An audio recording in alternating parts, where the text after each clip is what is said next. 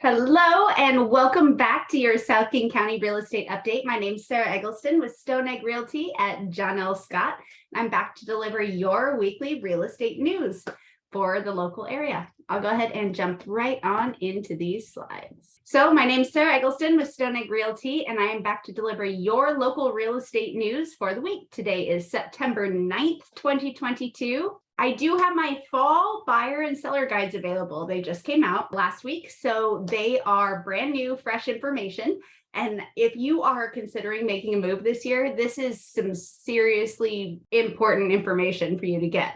So reach out, make sure you get your copy of your buyer and seller guide, buyer and or seller guide, depending on what your situation is. We'll schedule a time to talk and go over all of the data in there and bring it to your hyper local area where you are searching for a home or where you are looking to sell your current home. And what happened this week? I had a buyer that I was kind of working with on this property. I showed them the property and they were going to get back to me, and I was just having trouble getting a hold of them. And usually when somebody ghosts me like that, it means that there's some uncertainty. So when I finally did get a hold of him, he said, hey, I'm having an appointment with my friend who's investing in real estate in the area. I really want to talk to him about the market. Well, let's schedule a time to sit down and have that and talk as well. I'm not saying don't talk to your friend. I'm saying let's sit down and get a second opinion, because there is a lot of misinformation going on right now in the news articles, and especially the headlines. If you don't go in and read the article, the headlines are there to get you to be interested. They're there to sensationalize what's going on. If their job is to get you to click on that link or whatever, it's going to be outrageous, right? They're going to have the most success that way. And there's a lot of those types of articles out there where if you go and you dig deeper into the information, if it's a legitimate article, there's a lot of total misinformation out there as well. But if you dig into the nitty-gritties, it's usually a very different story than is on the face of the title. I'm getting them re-engaged and going to educate them.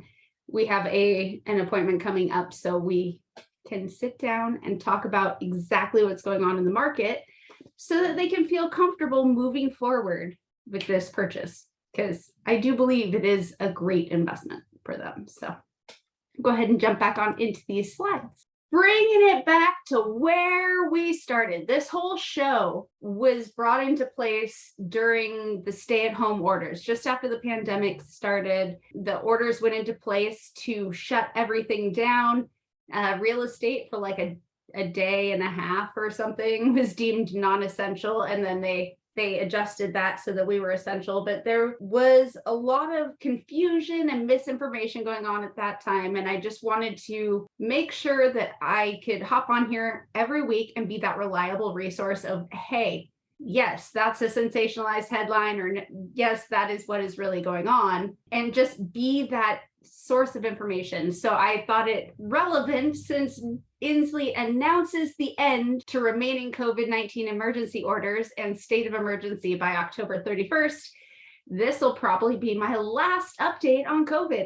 It's been a long time since I've actually talked about it, because they lifted the final real estate restrictions in like March. But I just thought I would touch on this, since this is the whole reason that the show began. I was sitting at home and not able to go out and talk to people, so I wanted to find another way to get information out there.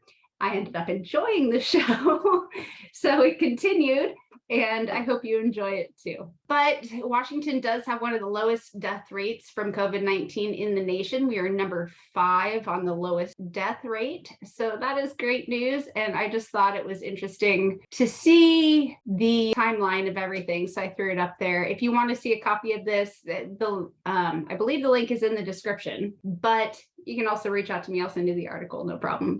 This came out. It's our monthly press release from Northwest MLS. Northwest MLS report shows typical August and return to more normalized conditions. So there's been a lot of reports that we were entering a bear market, and that is highly exaggerated. We are still in a seller's market. Traditionally, we do see a slowing this time of year. So the fact that we are seeing a slowing is not really that surprising because it's September. There was just about 10,000 new listings added to the inventory in August. That is a drop from July's total and a drop from a year ago. So we are seeing fewer homes coming onto the market.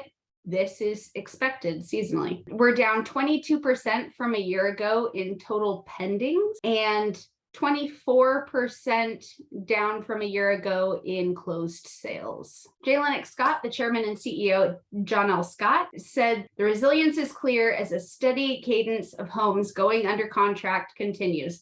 In the more affordable and mid-price ranges, demand remains strong as buyers look to get settled before fall.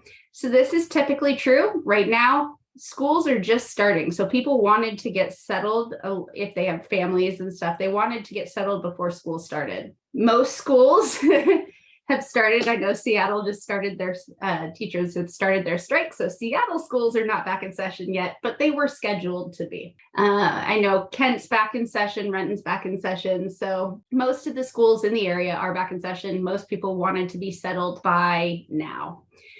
So generally we see fewer home sales starting about this time. For prices, we were up 3.6% on median home sales price from a year ago, but down slightly from July.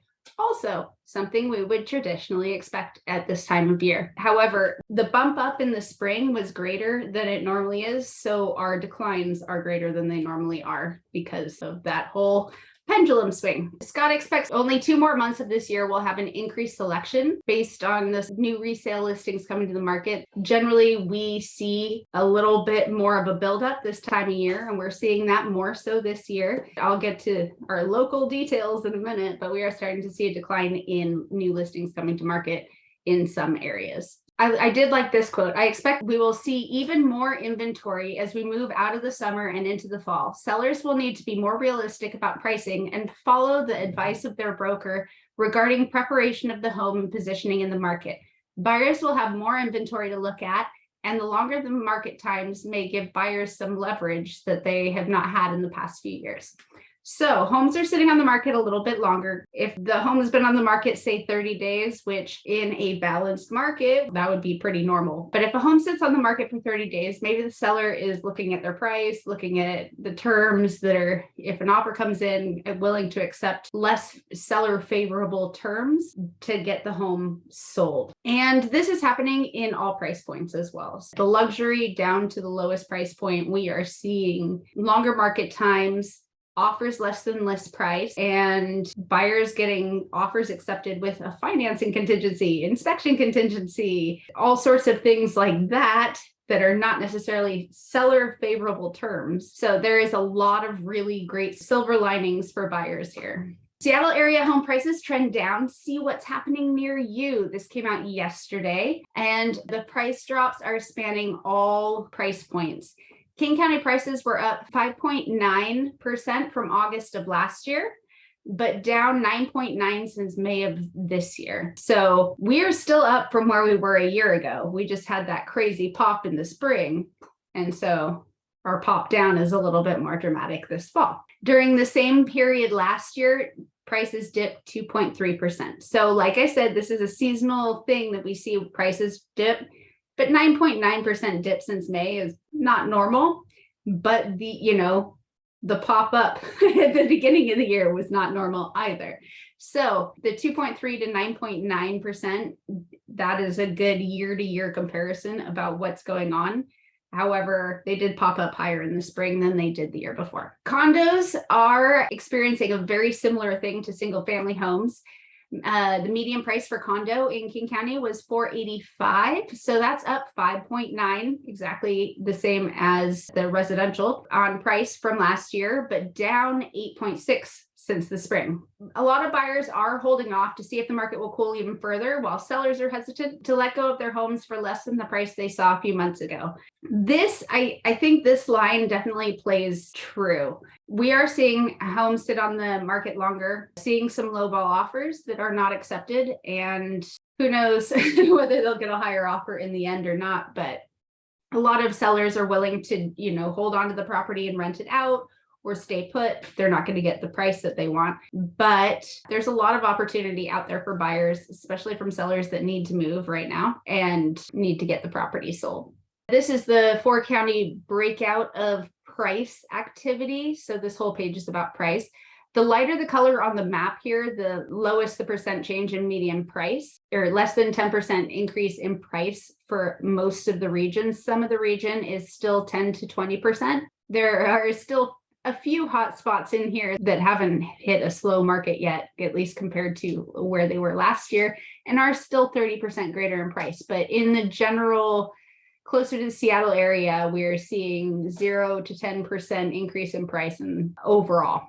And this is August home sales versus August condo sales. So the closed sales were in Southwest King County down 23.1%, and in Southeast King County down almost 30%. But prices year over year in Southwest King County are up 4% and 3% in Southeast King County. If we bring it over to condos, Southwest King County, they had 16% decrease in closed sales, which is the smallest decrease out of all of these, and 40% in Southeast King County, prices up 2.8 and 7.3% respectively. Seattle fared better than expected in the pandemic economy. So this article is a lot longer. I just cut it down to basically the real estate portion. We have a roaring boom in jobs accompanied by the highest inflation in 4 decades.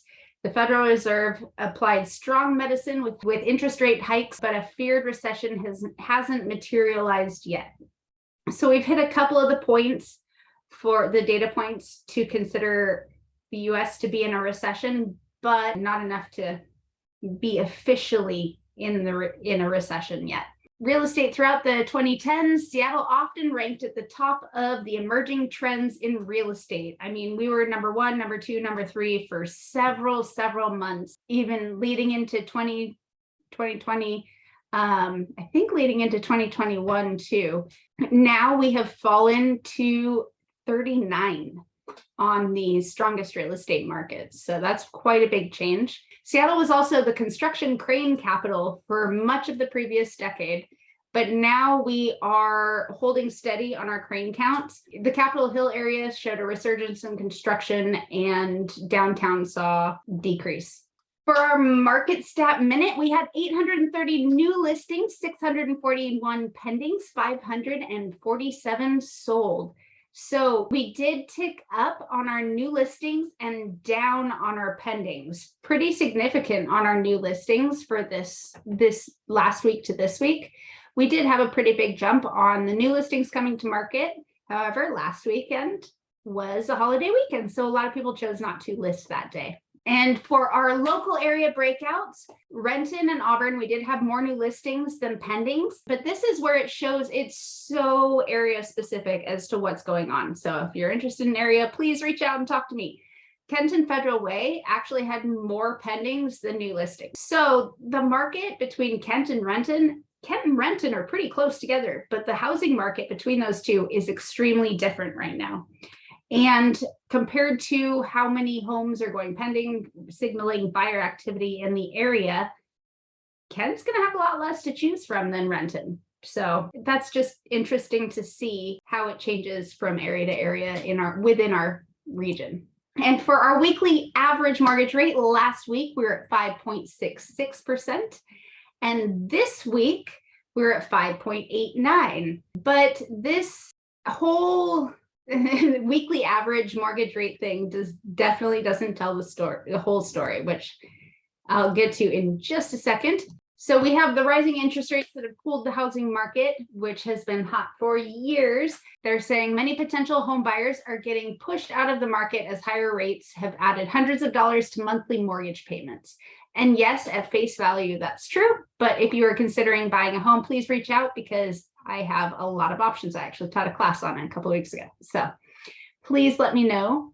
And we can still get you in for a pretty low entry rate. As far as cost of entry and if getting your comfortable monthly payment, we can work with our lender to figure out the best solution for you. The government reported that the US economy shrank at a 0.6% annual rate, which is one of the signs of a recession, but applications for jobless claims fell last week to their lowest rate since May, which means that the Fed is not going to lower interest rates anytime soon until we see these metrics change. And for our daily interest rate, we're at 5.97% for the 30-year fixed, and that's down a little bit since yesterday. I just wanted to show this is mortgage rates since the beginning of the year.